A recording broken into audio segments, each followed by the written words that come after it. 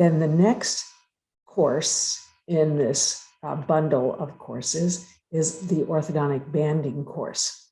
This is not as detailed as it was, say, 20 years ago, because we bond more brackets now, second molar to second molar, and use fewer bands than we used to.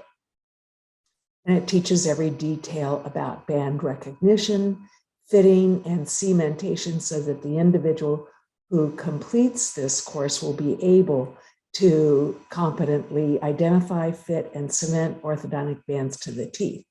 The goal of this course is to help the student identify, fit, and cement orthodontic bands to the teeth.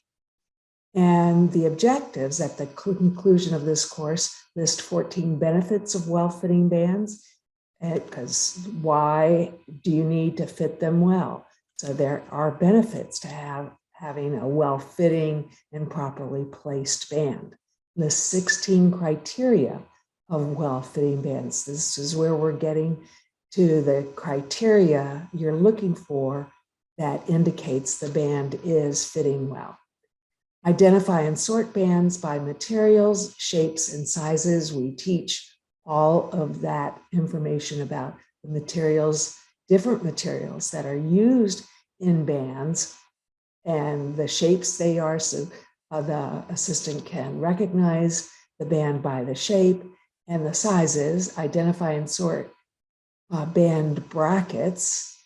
Most of the bands these days do have brackets on them, but some new systems are coming out where you can actually select the bracket that you want to use. State the purpose of band bracket components so that the band features can be fully used. So you have to know what makes up a band, and if it's not quite right, how you can adjust the band to make it fit better. Recognize and understand the use of auxiliary band attachments, such as cleats, other attachments like to place a lower lingual arch, a removable lower lingual arch, or a palatal holding arch on the upper. Select, organize, and prepare all materials for fitting bands. Describe in detail all steps in fitting bands. Describe specific challenges to fitting bands to selected teeth, like partially erupted premolars and second molars and that sort of thing. Select, organize, and prepare 20 items for cementation of bands.